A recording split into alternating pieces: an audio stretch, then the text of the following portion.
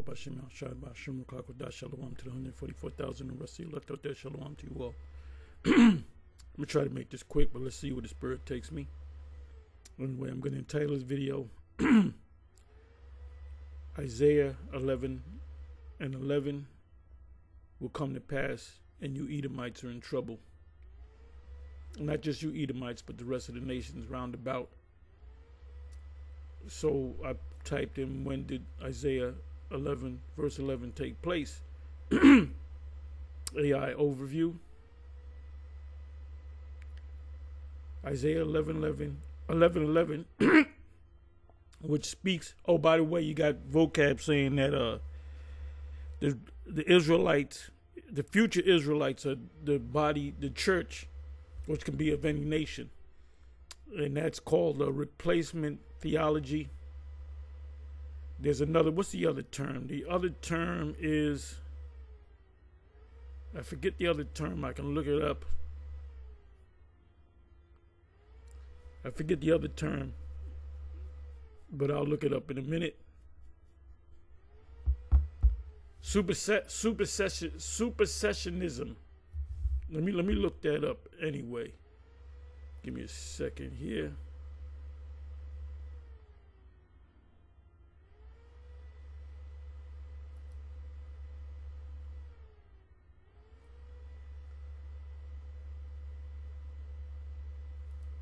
What is meant by supersessionism? Here's the definition of by identifying the agent performing an action. Let me do this.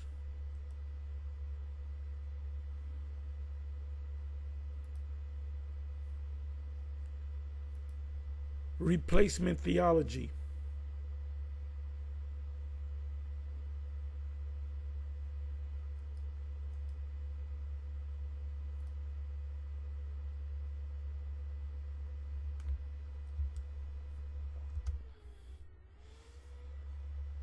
AI overview, replacement theology, also known as supersessionism. Super meaning over, is a Christian theological view that the church or Christians, vocab uses the term replacement theology, but the actual term is supersessionism. You can use either.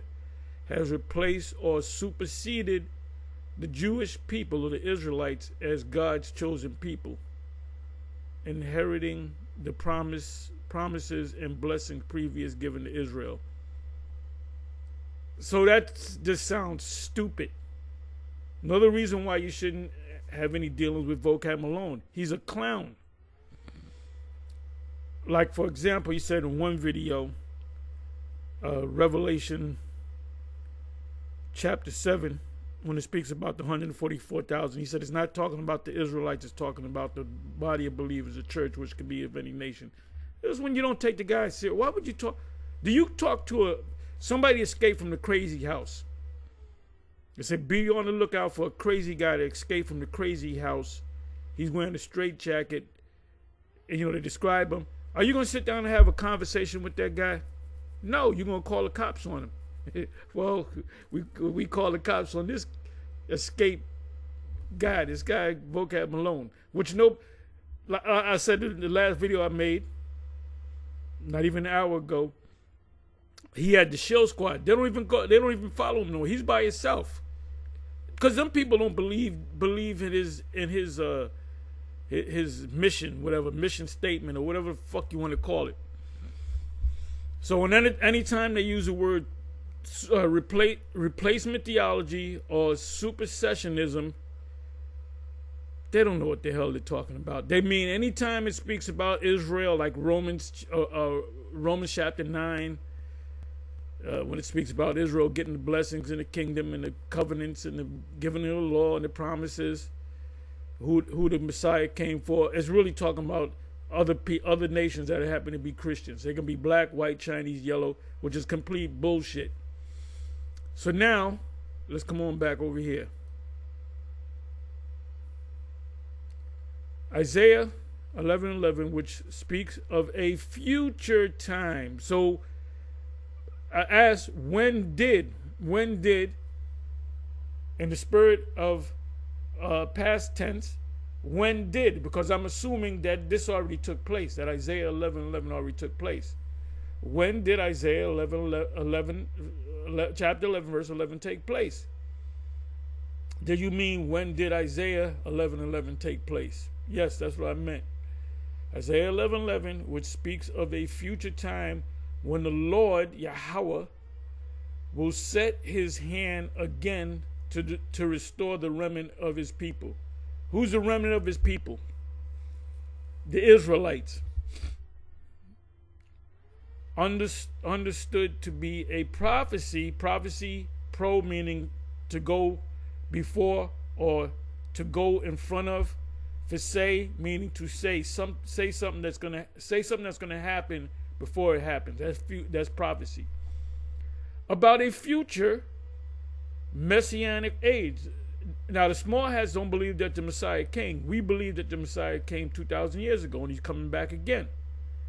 Not a specific event in the past. So this is yet to take place. Here's more detailed explanation. Prophetic context. Isaiah 11:1-16 describes a future king, a descendant of Jesse, David's future. So it's not talking about a replacement King David. It's talking about the actual King David that ruled. We're talking 3,000 years ago, approximately. The same David. There's a thing called reincarnation, a thing that the Christians don't understand.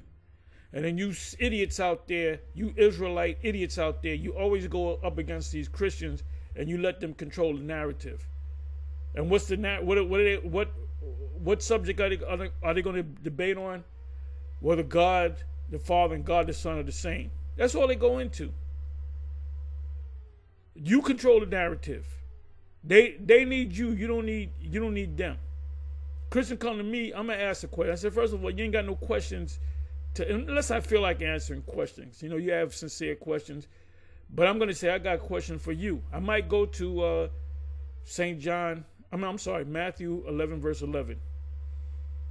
And say, what does that mean? Talking about John, right? What does that mean? I'll go into detail of it, and then you said that's Elijah. Okay, good. Then why did our Lord say that was John? Well, this isn't that in the spirit. If you go to Luke 1, it says the spirit, and then you can mess them up. You Israelites out there, you fake ass Israelites out there.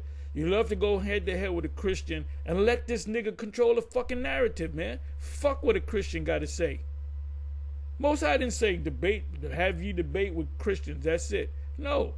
The job is to go out there to push this word out, not for all Israel, but for the elect of Israel. So you guys say, well, the YouTube and the web ain't good enough. Motherfucker, people that woke up to this thing is because of the web, man. Not you going to Papua New Guinea. It says, who will in Nigeria? Who will rule? Who will? Look up the word will. Or something will happen. It's a future pent. If you keep effing with me, I will kick your ass. So if you stop messing with me, you don't get your ass kicked. Or I kicked your ass already 2 days ago, which was the past. I'm kicking your ass right now. And if you mess with me tomorrow, I'm going to kick your ass again. That's future. That's a lesson in past, present, and future. Okay? There's a future event, vocab. Who will rule with justice and righteousness? That's what Peter said. 2 Peter 3. The kingdom dwelleth in righteousness. We're going to look that up too. Ushering in an era of peace and harmony. Because this society is not this ain't no peaceful world. Inside joke. Isaiah's prophecy. Isaiah prophesied during the reign of King Uzziah, Jotham, Ahaz, and Hezekiah, a period before during the Babylonian exile, 586 to 539 BCE, which means before the Common Era. Future hope. Hope for who? Israelites. Isaiah 11:11, along with the rest of the chapter, speaks of a future restoration and the gathering of the Most High's people, not all of them, a small number, which are the elect, from exile. Look up the word exile. You were born and set up in Palestine, and you had to flee to another land. Then you were taken from that land to another land to serve slavery. That makes you exiles. Not a specific event that occurred in the past.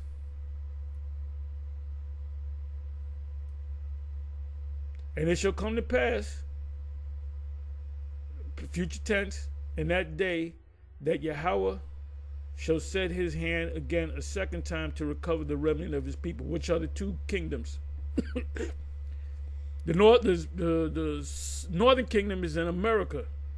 When Columbus set sail to go to the Americas, the New World, called it the New World. That's why you have a New World Order as opposed to the Old World Order. He encountered Israelites. They were speaking Hebrew.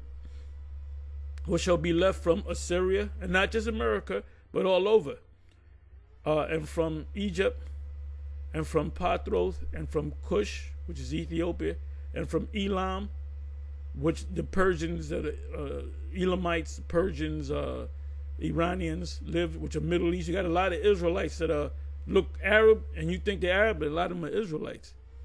And from Shinar, that's also in the Great Levant, and from Hamath, also in the Levant, and from the island of the sea. And this goes into David and the Messiah. And in that day, there shall be a root of Jesse, which shall stand for an inside of the people to tell the Gentiles, the Israelites seek, and his rest shall be glorious. Rest shall be glorious as a kingdom. Romans 9:4, right? Who came out of Jesse? King David came out of Jesse. That's the physical king on the planet Earth. That's in what is that? Hosea 3:5. Also in Ezekiel 37. Also in Hosea 1. We shall point us out one head, for great shall be the day of Jezreel. Jezreel is, ask a Christian, what does Jezreel mean? They don't know. Jezreel is another way of saying Israel. Jezreel is Yazarai Allah. He's the seed of the Most High. Okay? So now, I'm getting ready to land this plane. It said, and it shall come to pass that Yahweh shall set his hand again the second time to recover the remnant of his people. But starting with the elect, which shall be left from Assyria and from Egypt and from Pathros and from Cush and from Elam and from Shinar and from Hamath and from the islands of the sea. And he shall set up an ensign for the nations, and shall assemble the outcasts of Israel. It said Israel, not Judah. It's talking about the two kingdoms coming together, and gather together the dispersed of Judah from the four corners of the earth. So Judah's all over the place, just as Israel's all over the place. The envy also of Ephraim shall depart, and the adversary of Judah shall be cut off. Ephraim shall not envy Judah, because Judah was the head. Out of Judah came King Solomon, King David, and so forth. And Judah shall not vex Ephraim. Look, I'm over you. But they, the northern kingdom and the southern kingdom, they together, and they're coming together. They Ezekiel 37, as I always quote, one of my favorite precepts, favorite prophecies. But they shall fly upon the shoulders of the Philistines. They're going to jump on them. They're going flying at the shoulders mean you're going to get jumped.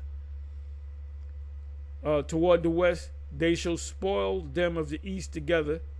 they shall lay their hand upon Edom. So Edom, this is a future prophecy, even to this day. This prophecy is yet to come to pass. So how in the hell can the Edomites be done away with? How in the hell is there no more Edomites, vocab? Answer me that. And Moab and the children of Ammon shall obey them. And these are nations round about them, but we're going to get all the nations. Because Moab is not in the land of Moab currently. Edom is not in the land of Edom currently. Ammon is not in the land of Ammon currently. The Philistines is not in Palestine currently, because that's what the whole war was about between Israel and Philistines, was over the land. And Yahweh shall utterly destroy the tongue of the Egyptian sea, and with his mighty wind shall he shake his hand over the river. That ultimately, that's the missiles. It's going to shake the earth, and shall smite it in the 7 streams. 7 meaning completion. All the streams, everything going to be shooken. It's going to change the face of the world again. You had, in the beginning, you had what was called a Pangea. Look that word up. It means all land, meaning land being in one mass. You didn't have islands and other pieces of continents and so forth. That happened because of the flood. So the face of the planet will change again because of the missiles, because it's going to shake the earth. The whole earth is the world earthquake,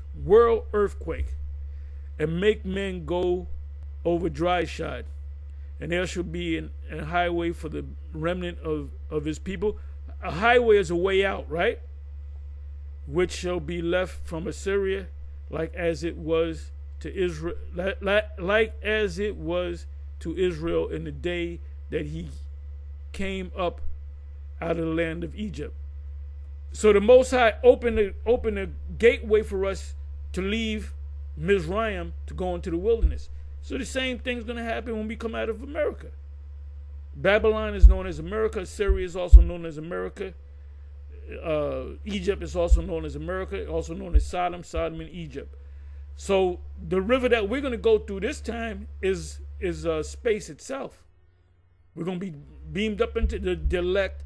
We'll be beamed up into them ships, and we're going to look down and see the destruction, the reward of the wicked. And that includes Israelites too.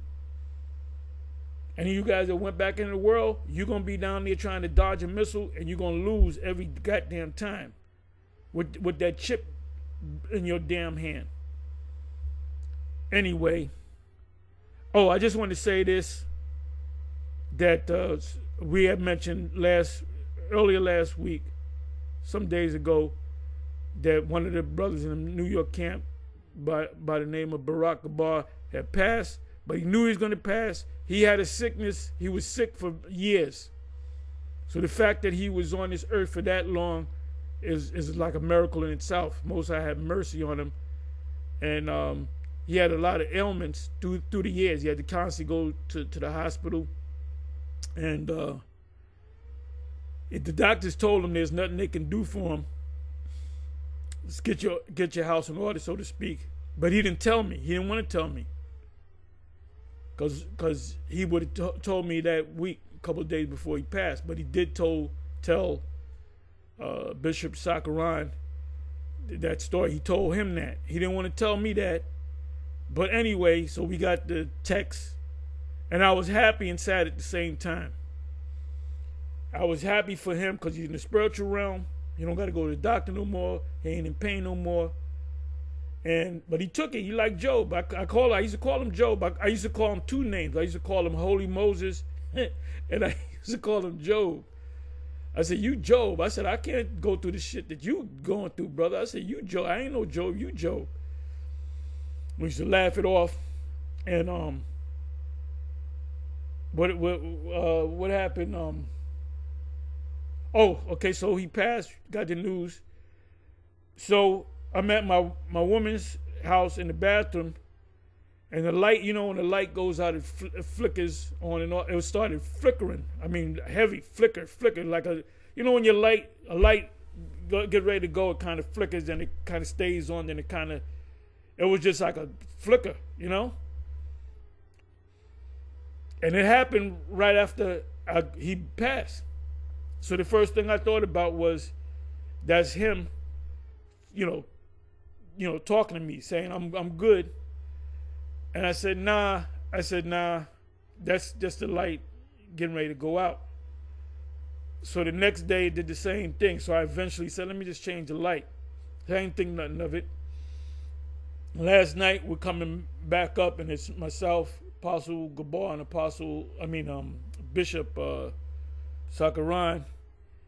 And then out of the blue, Apostle Gabar says, my lights, the light in my back, I don't know, he didn't mention bathroom, living room, whatever, but his light started flickering. And he said it happened right at the time when I found out the brother passed.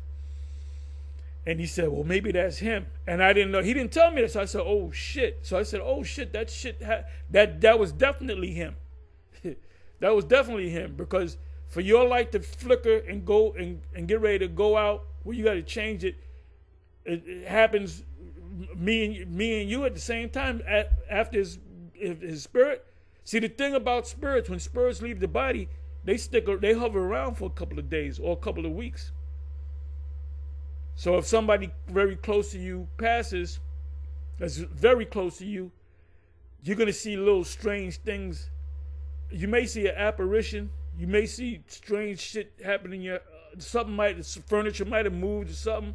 You put it this way and it moved that way. That is a spirit that's still here.